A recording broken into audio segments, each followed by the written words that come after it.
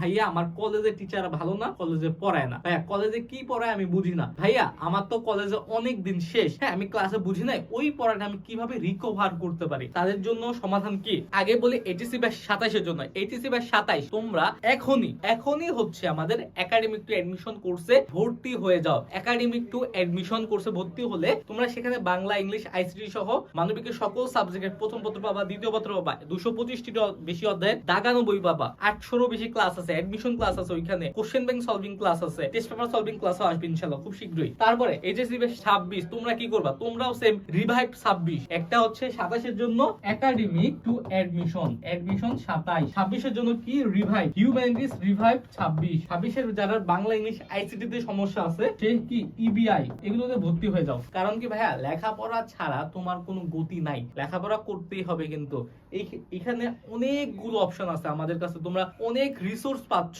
Free, প্রত্যেকটার সাথে ebook পাচ্ছ, প্রত্যেকটার সাথে এক্সাম পাইতেছো। তোমরা কেন এত টেনশন করতেছো? আমরা তো আছি। তাছাড়াও তুমি আমাকে ফলো করতে পারো, আমাদের পেজ, আমাদের গ্রুপে অ্যাড হয়ে থাকতে পারো।